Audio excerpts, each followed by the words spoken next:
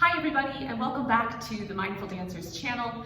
My name is Karin, and today is going to be a yoga basics video, and we're going to be covering one of the most common postures of a yoga practice, downward facing dog.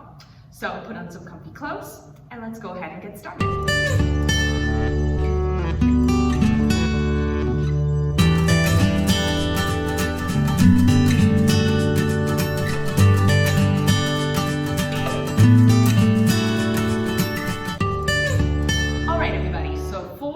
Downward facing dog practice, you will need two blocks because I'm going to be demoing some modifications that you guys can do to help make this pose a little bit more accessible for everybody. So what we're going to do is we are just going to cover how we're going to get into our downward facing dog, and also the alignment, the proper alignment that you need to maintain this posture. So first thing, how to get into this posture. So for downward facing dog, I'm going to have you guys come into tabletop position. This is the easiest place to come into a downward facing dog. Now, to get into this downward facing dog, we're going to walk the hands slightly forward. Now, as I walk the hands slightly forward, we're going to keep the fingertips nice and wide. The belly is drawing in towards the spine. From here, we're going to tuck the toes underneath us. Now, I want you to imagine that there is a hook right at the sacrum, right at the sits bones, and I want you to think of a little magic string that's going to lift up the sits bones. So let's try that again. So we're going to walk the hands slightly forward. Keep those fingers nice and wide. From here, we're going to tuck the toes under. Now I want you to think of that hook, that magic string, and that magic string is going to lift the hips up into a downward facing dog. Now my feet are hip distance apart. Equal weight is pressing into both hands and feet. So when you're in your downward facing dog, I want you to notice if you are dumping weight into one side or the other. If you are, think of your weight evenly distributed into both hands and feet. Now, I want you to notice if you are dumping too much weight onto the pinky side of your hand. So if I have my hand here, so be careful that you're not dumping weight into that outside edge. I want you to think of pressing weight mainly between the index finger and thumb. So that's where your weight should be evenly distributed. Good, so just take a moment to feel out this posture. If you want to pedal out the feet, you can do that here. Good, and then coming back down onto the knees. We'll come back to sit. Good, everybody. So let's go over some common alignment things that we can do here. So the first thing you want to think about is you want to think about maintaining length along the arms and spine. So when you're in your downward facing dog, if you notice the elbows start to slightly bend here, or if you get the little like banana back like this, okay, think of long spine. So it's like you're creating space in between each vertebrae of the spine. I'm pressing away from the mat and keeping the arms nice and long. Okay, so that's the first thing to think about. Now, the second thing I want you guys to think about is you want to think about finding width in between the shoulder blades here. So imagine I came up to you and I placed my hands along the upper back and I gave your upper back like a little gentle pull or like a little scratch here. Okay, so with that image in your head, You want to think about the shoulder blades almost pulling apart as you find length in the spine. So that's thing number 2. Now, next thing I want you guys to think about is I want you guys to think of your upper arm bones. So what do I mean by the upper arm bones? Well, it's this upper half of the arm, right above where the elbow is. So those are your upper arm bones. So I want you to think of the upper arm bones and they're rotating outward. So if you come into your tabletop, now I want you guys to take one of your hands, all right? You're just gonna place the hand around the arm and then think of like a little corkscrew and you're rotating outward with your hand here. Okay, so with that imagery in mind, all right, so that's what I mean by the upper arm bones rotating out. Because if they're rotating in like this, the shoulders are gonna come in and you're gonna have a really hard time and there's gonna be a lot of pinching going on in the shoulders.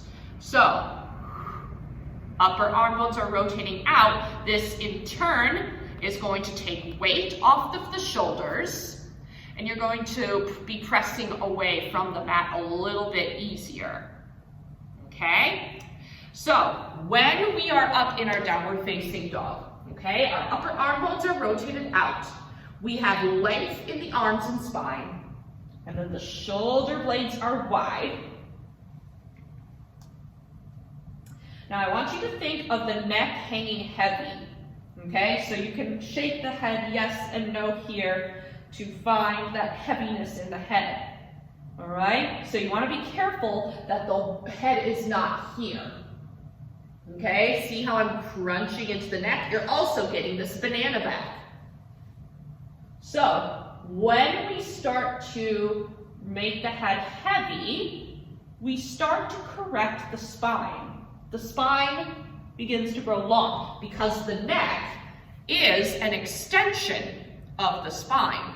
So if the neck is shortened, that in turn is going to shorten the spine and create a little banana back, as I've said a couple times already. So head is heavy. You're tucking the chin slightly to find length in the back of the neck, but we don't want to over tuck. So slight tuck of the chin as you are in your downward facing dog. Now the very last thing is the sits bones. So if you, in our yoga practices, when you're in a seated position and you kind of rock, so everybody take a cross-legged seat and you're just gonna rock like this.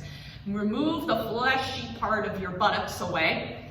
Good, and kind of rock a little bit. So do you feel those two little bony parts right along the bottom? Those are your sits bones, okay? Those are the little bony areas.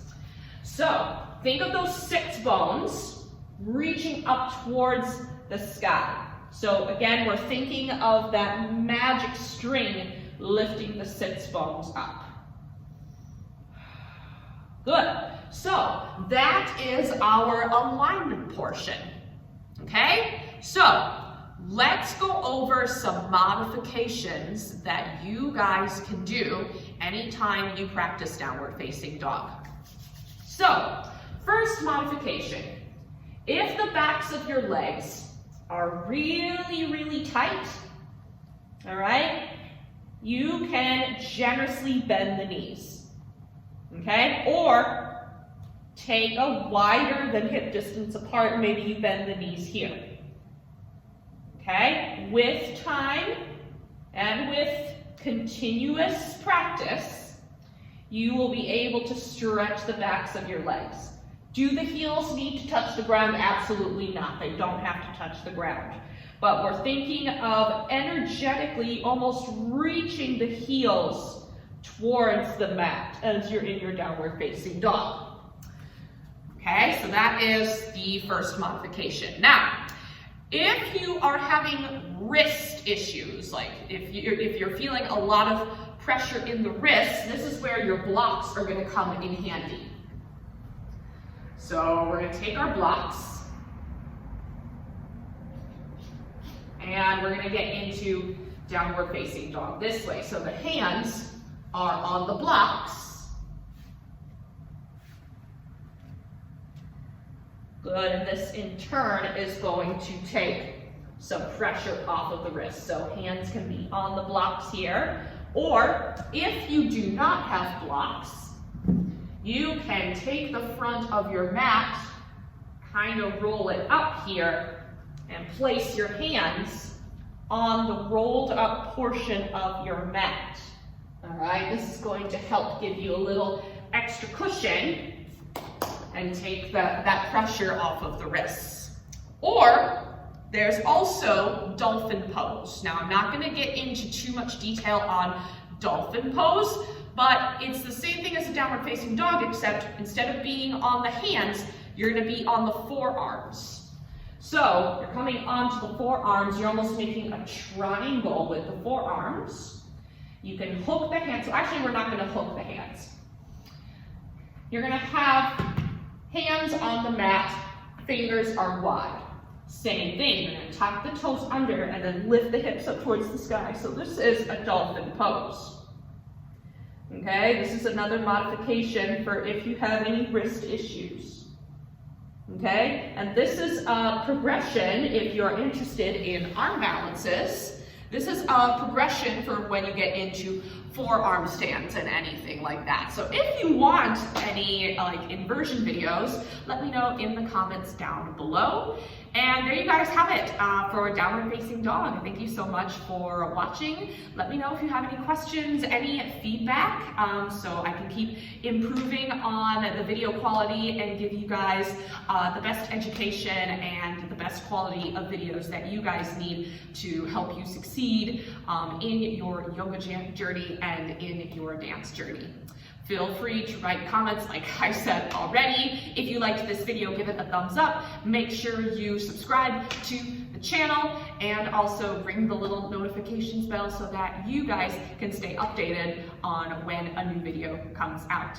Again, thank you guys so much for watching, and I will see you guys next time. Bye, everybody.